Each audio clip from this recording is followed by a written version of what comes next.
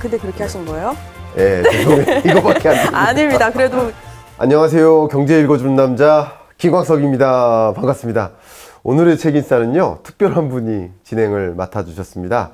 자, 진행해 주실 조 기자님 인사 한번 부탁드립니다. 네. 안녕하세요. 저는 채널A 방송국의 경제산업부를 담당하고 있는 조현선 기자입니다. 안녕하세요. 반갑습니다. 네. 요즘 어떻게 지내세요? 보니까 활동들이 많으신 것 같던데.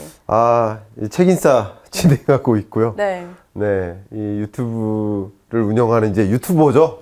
그렇죠. 네, 유튜버도 하고, 네. 예, 많은 분들 또 찾아뵙고, 경제 산업 전반에 걸친 그 변화의 국면에서 우리 어떻게 대응해야 될지 말씀드리고 그렇게 바쁘게 살아가고 있습니다. 사실 뭐 거리두기 해제도 되고 이런 식으로 해서 경제 변화도 또 다시 한번 변화가 많을 것 같아서 더 찾는 분들이 많으실 것 같아요.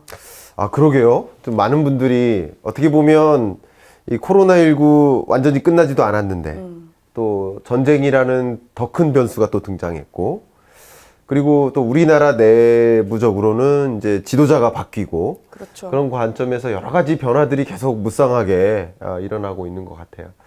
그래서 다음 경제가 어떻게 될까요? 하반기는 어떻게 될까요? 중요한 문제죠. 네, 그런 변화에 대해서 좀 들여다보고자 많이 저도 만나 뵙고 있습니다. 네, 제가 오늘 하루 대타로 교수님 대신에 진행을 하는 만큼 또 정식으로 시작을 한번 해보겠습니다. 그렇게 하시죠. 네, 책을 통해 핵인싸를 만나 인사이트를 얻는다. 책인싸. 오늘의 핵인싸 바로 김광석 교수님을 모셨습니다. 반갑습니다. 민망합니다. 네, 네. 저도 좀 진행자를 또 소개하자니 좀 민망하긴 한데 예. 그래도 할 건 해야죠. 그러시죠. 네. 너무 좋습니다. 자, 본인의 이름으로 자기소개를 한번 해볼 텐데요. 네. 제가 운을 띄워드릴게요. 네. 네, 먼저 김광석과 함께하는 책인싸는 광복절에도 3.1절에도 좀 불길한데요. 석가탄신일에도 크리스마스에도 네. 계속되어야 합니다. 와. 저라도 웃어드릴게요. 정말 민망하네요. 네, 저라도 네, 웃어드릴게요. 정말 민망하고. 고민 엄청 하시는 흔적이 좀 있는데요. 정말 저도 삼행시 재밌게 이렇게 자기소개를 하고 싶어서 시그니처 퀘스천으로 준비를 해놨는데 정작 제가 삼행시를 하려니까 너무 많이 고민되더라고요. 1시간 넘게 저도 고민했습니다. 근데 그렇게 하신 거예요? 예, 죄송해요. 이거밖에 안 됩니다. 아닙니다. 그래도 1년 내내 열심히 하겠다는 의미로 그렇습니다. 받아들여지는 것 같아요. 네, 그렇습니다. 그럼 좀 본론으로 넘어가서 이제 책을 내셨잖아요. 그렇죠. 뭐 이제 정기적으로 책을 내시고 있기는 하지만 굉장히 중요한 시점에 내신 책이라는 생각이 좀 드는데 이렇게 책을 내신, 그러니까 집필하신 뭐 이유, 계기라는 게 있을까요? 우리 지금 시국을 소위 대전환의 시대라고 하잖아요. 네. 정말 대전환이다라고 말을 하는 게 불편함이 없습니다. 다 그렇게 수긍하는 것 같아요. 다만 그 대전환이 어디서 어떻게 바뀌는지에 대한 이해를 하려 하는 사람은 상대적으로 작은 것 같아요. 근데 그 대전환이라고 하는데 그 대전환에 제가 여러 차례 말씀을 드려왔지만 한 크게 3-4가지의 대전환으로 요약을 할 수가 있어요. 근데 그 대전환 중에 가장 중요한 대전환, 그게 바로 디지털 대전환이지 않나. 디지털 트랜스포메이션이라고 하는데 어떻게 보면 우리나라 상위 한 2-3천 대 기업들은 디지털 트랜스포메이션을 경영 전략 1호로 가져가고 있고 지난 정부든 현 정부든 마찬가지 이 디지털 대전환의 시대에 걸맞게 그런 보조적인 정부의 역할을 하기 위해서 디지털 뉴딜 사업을 가지고 왔고, 또 현 정부는 디지털 플랫폼, 우리 정부가 스스로 디지털 플랫폼이 되겠다 하는 그런 움직임을 가져가고 있습니다. 그러니까 시대적으로도 디지털 대전환이 일어나고 있고 정부도 그렇게 대응하고 있고 우리 가게도 역시 그런 부분에 대해서 준비를 하고 있는데, 중요한 것은 이 대전환의 시대에 제가 계속 말씀드리는 것 중에 하나가 또 투자적인 관점에서도 어떤 기업에 투자를 해야 되나 하는 그런 궁금증을 갖고 계세요. 그럼요. 더군다나 이 박스피, 어떻게 보면 박스피라고 표현하죠. 이 코스피가 이 박스권에서 헤어나지 못하는 이런 장세에 그러면 어디에 주식 투자를 해야 됩니까? 라는 질문을 갖고 있는데, 그 질문에 대해서 이렇게 단언하고 싶어요. 전기가 도입됐을 때 그러면 전기를 기반으로 한 새로운 산업이 형성되죠. 인터넷과 PC가 보급될 때 3차 산업혁명이죠. 결국 인터넷 기업, PC 기업들이 대성하는 거죠. 그러면 지금과 같은 디지털 대전환의 시대에는 디지털 기업이 어떻게 보면 그 사회, 산업 전반에 걸친 변화를 이끌어 나간단 말이죠. 디지털 대전환을 이끌어 간단 말이죠. 네. 더군다나 이 변화를 제가 지금부터 말씀드릴 그 기업들은요, 속도를 바꿔놓습니다. 더군다나. 그러니까 가속화해서 변화시키는 거예요. 그래서 그런 기업들에 우리는 투자를 해야 될 텐데, 어떤 기업들이 이 디지털 대전환을 이끌고 또 속도를 또 앞당겨 놓는지, 그런 것들을 우리는 좀 들여다볼 필요가 있겠다라는 것을 강조한다면, 여러분들께 충분히 이런 이야기를 들어봐야 되겠구나 하는 생각을 갖게 만드시는 데 도움이 될 것 같습니다. 뭐 기업을 말씀하셨는데, 투자에 관심이 있는 저의 일반인 한 개개인도 사실 들었을 때 앞으로는 이런 부분들이 좀 성장하겠구나. 네. 내 투자 방식도 바꿔야겠다. 이런 팁도 좀 얻을 수 있을 것 같은데 네. 요 틈을 타서 그래서 네. 이 책 관련된 퀴즈를 한번 구독자분께 내볼까 하는데 그렇습니다. 괜찮으실까요? 너무 좋죠. 네. 요 앞에 나와 있는 책이잖아요. 네. 이렇게 나가도 되나요? 나가도 됩니다. 네. 퀴즈 내야 되는 거 아닌가요? 네. 맞추시라고 하는 퀴즈니까. 그렇죠. 근데 여기 보면은 이제 파괴할 것인가, 파괴될 것인가. 네. 저는 딱 이 문장을 보고 어마어마한 게 다가오고 있나? 네. 또 다른 변화가 있나라는 생각이 들었는데, 네. 자, 퀴즈를 내볼게요. 네. 그 책의 제목을 구독자분께서 맞춰주시면 되는데, 책의 이름은 바로 땡땡땡 파괴적 승자들입니다. 여기에 땡땡땡을 구독자들분께서 맞춰주시면 되는데, 저희가 좀 팁을 드릴까요? 네.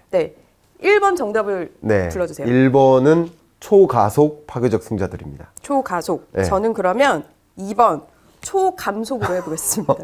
센스 있으시네요. 다 드렸어요. 네.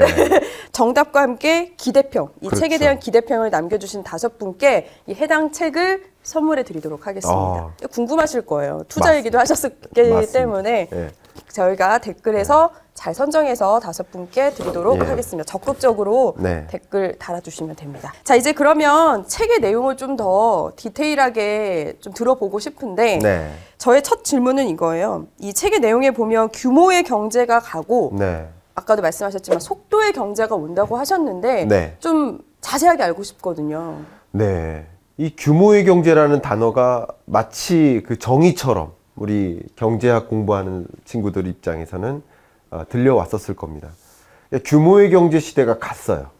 규모의 경제라고 한다면 품질 경쟁. 제품을 품질 좋게 잘 만들면 돼요. 또 이왕이면 가격도 저렴하면 돼요. 품질 좋은 제품을 저렴하게만 만들어내면 성공하던 시대. 그렇게 하기 위해서는 대량 생산이 필요했었던 거죠. 근데 이것은 어떻게 보면 2차 산업혁명 시대의 모습이고, 지금과 같은 시대에는 그렇지 않습니다. 왜냐하면 자본이 압도됩니다. 누구한테? 아이디어한테. 육체적 힘으로 성공하는 게 아니에요. 생각하는 힘에 달려 있어요. 지금은 누가 더 빠른 그런 새로운 표본을 보여줄 것인가에 기업이 달려 있습니다. 그러니까 이 파괴적 승자들이라고 표현한 이유가 이런 리딩 기업들의 모습들을 보니까 기존의 룰을 파괴해버려요. 그때 그 공식으로 싸울 필요가 없는 거예요. 뉴노멀이라고 표현하는 거죠. 그냥 차원이 다른 그런 경쟁을 합니다. 예를 들면 우리 기자님이 저랑 싸워야 된다라고 하면 씨름으로 싸우면 지시겠죠. 그러면 이길 수도 있어요. 이길 수도 있습니까? 근데 싸워야 된다 그러면 뭘로 싸우시겠습니까? 약점을 파고들지 않을까요? 전략적으로? 그렇죠. 예를 들면 뭐 줄넘기로 싸우자. 제가 자신 있는 부분. 그렇죠.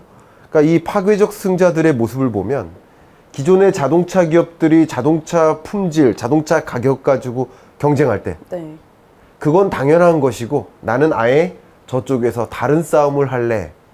이런 기업들의 모습이 파괴적 승자들이에요. 그런 파괴적 승자들의 모습들을 여러분 한번 들여다보시면 이제 정말 디지털 트랜스포메이션의 시대에는 이렇게 차원이 다른 경쟁을 해야 되는구나. 그럼 그런 기업에 내가 장기 투자해야 되겠구나. 이런 기업들은 정말 차원이 다른 경쟁을 이끌고 이들을 오히려 쫓아오지 못하게 만들구나 라는 것을 충분히 느끼실 거라고 생각이 됩니다. 저 좀 중간에 궁금한 게 보면 이제 달라진 대전환이라고 하셨는데 기업도 그렇지만 이 소비자들의 입장, 그러니까 일반인들의 입장에서도 보면 예전에는 대량적으로 사는 거를 나도 사야지, 나도 가져야 돼 했지만 요즘은 나만의 것, 일명 뭐 MZ세대가 비싸던 아니면 좋든 자기 거를 추구하는 게 생겼잖아요. 맞아요. 그런 소비 패턴이 생긴 만큼 기업도 이제 변해야 된다. 네. 이런 일환이라고 볼 수 있는 걸까요? 예, 맞습니다. 이제 소비자도 변화하고 정부도 변화하고 그러니까 모든 것이 변화한다는 거죠. 혹시 한 15년 전, 20년 전에도 운전하셨어요? 나이상 안 했습니다. 아, 나이상 안 하셨죠. 네. 근데 아버지 차를 타셨으면 그렇죠. 아버님이 아마도 내비게이션이 아닌 지도책 보면서 맞아요. 한 손에 지도 들고 다니셨어요. 그렇죠. 네. 지금도 지도책 보고 계십니까? 아버님께서? 안 보시죠. 안 보시죠. 핸드폰을 들고 계시거나. 그게 디지털 그러죠. 대전환이에요. 네. 우리는 여러분들이 저희를 이제 만나 뵙고 있지만 그것이 아날로그적으로 대면에서 만나는 게 아니라 디지털리 비대면으로 만나 뵙고 있잖아요. 네. 우리는 이미 디지털 세상으로 달려온 거예요. 그러니까 모두가 디지털 세상으로 건너왔는데 근데 나만 아날로그적으로 여전히 지도책 보면서 싸울 거냐 아니라는 거죠. 차원이 다른 그런 싸움을 해야 된다. 그 초가속 파괴적 승자들이 바로 그런 주인공들이다 이렇게 소개하고 싶네요. 말씀 듣다 보니까 생각 못한 부분도 다 이미 전환이 된 것 같아요. 네. 그야말로 대전환이라는 말이 되게 와닿는데 네. 그렇게 보면은 기본적으로 투자를 해야 되는 이 목적이라든지 보는 눈도 달라져야 될 것 같거든요. 네. 어떻게 좀 팁을 주실 수 있나요? 맞아요. 여전히 그 자리에 맴돌고 있는가? 여전히 규모의 경제에서 품질 경쟁을 하고 있는가? 여전히 가격 경쟁만 하고 있는가? 디자인 경쟁만 하고 있는가? 아니면 그건 당연히 스탠다드를 맞춰놓고 아예 차원이 다른 경쟁을 하고 있는가? 그게 굉장히 중요한 질문입니다. 이게 기존 시장의 룰을 파괴하고 차원이 다른 경쟁을 하는 기업들, 이런 기업들을 장기 투자하는 것. 그러니까 우리 책인사를 계속 보신 분들 아시겠지만 존리 대표님, 뭐 혹은 박세익 전무님, 염승환 이사님, 모든 그 투자 전문가들이 공통되게 하는 이야기가 있어요. 그게 샀다 팔았다 하지 마라. 샀다 팔았다 하는 사람 치고 돈 번 사람 없어요. 제가 정말 많은 증권사 직원들을 만나보고 대화를 나눠봤는데 그럼 증권사 계시면 돈 많이 벌으셨겠네요. 아니에요. 증권사 직원들은 돈을 벌지 못해요. 왜 못 벌까요? 하루에도 수많은 정보를 듣다 보니까 계속 이 차트를 보는데 눈을 뗄 수가 없는 거예요. 불안한 거예요. 좋은 정보, 나쁜 정보 계속 들으니까. 그러니까 샀다 팔았다 하게 된대요. 결국 우리 투자는요, 샀다 팔았다 하는 게 아닙니다. 그러니까 주식 투자란 정의상 기업의 주인이 되는 거예요. 기업의 주인이 된다는 얘기는 여러분 주인이 됐다가 말았다 할 겁니까? 장기 투자하는 거예요.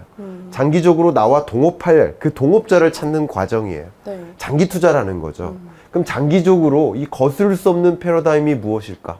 그게 바로 지금의 이야기하는 대전환이라는 거죠. 디지털 대전환과 같은 거스를 수 없는 패러다임을 읽고요. 그 변화 속에 누가 리더가 될 것인가? 네. 그렇게 생각을 하신다면 그런 리딩 기업들을 선정해서 동업하겠다 하는 마인드로 장기적으로 투자하시는 것이죠. 그런 관점에서 오늘 이야기가 더 주목되어야 되지 않을까 생각합니다. 갑자기 저의 주식 계좌가 막 떠오르고 팔았던 일들이 생각나긴 하는데 좋은 말씀 주신 것 같아요. 네. 그만큼 정보도 공부도 해야 된다는 그런 네. 뭐 일환의 말씀이신 것 같은데 이렇게 뭐 초가속 시대로 이제 대전환이 돼가고 있는데 네. 사실 투자자들만 변해서는 안 되잖아요. 네. 말씀하신 대로 기업을 공부하고 흐름을 공부를 하려면 뭐 기업이라든지 가게도 마찬가지고 정부도 발맞춰 앞서서 대응을 해줘야 될 것 같은데 네. 뭐 그렇게 대응을 하고 있는 부분들이 있을까요? 정부도 엄청나게 대응을 하죠. 어떤 부분이 있나요? 그게 이제 문재인 정부 때는 디지털 뉴딜이 그 대표적인 예예요. 디지털 뉴딜 사업하면 여러 가지 것들이 있지만 네. 이렇게 디지털 대전환의 과정에서 자연스럽게 야기되는 양극화가 벌어졌었어요. 그걸 디지털 갭, 디지털 디바이드 이렇게 표현을 해왔는데 소위 디지털 시대로 건너가다 보니까 디지털에 익숙한 그런 세대들은 굉장한 기회를 보는데 근데 소위 말하는 이제 어르신들이라든가 네. 그 디지털이라는 것을 좀 거슬려 하신다든가 아니면 그 디지털이라는 그 변화를 잘 적응하지 못하시는 분들은 또 다른 양극화를 경험하는 거죠. 가뜩이나 정보의 양극화, 부의 양극화가 그렇죠. 벌어지는데 네. 디지털 양극화라는 또 다른 변수가 등장한 거예요. 그래서 이 디지털 사회적 변화 이런 것들을 충분히 실감할 수 있도록 디지털 인재 양성 사업이라든가 그런 것들도 디지털 뉴딜 사업 안에 있어요. 네. 이런 것들도 대표적인 대응이었던 거고요. 신정부도 마찬가지입니다. 윤석열 신정부도 정부가 직접 디지털 플랫폼이 되자 네. 하는 그런 움직임. 뭐 스마트 시티 사업이라든가 또 자율주행차 사업이 가능할 수 있도록 규제를 전폭적으로 완화한다든가 이런 것들이 다 정부가 움직이는 대응이라고 볼 수 있는 것이죠.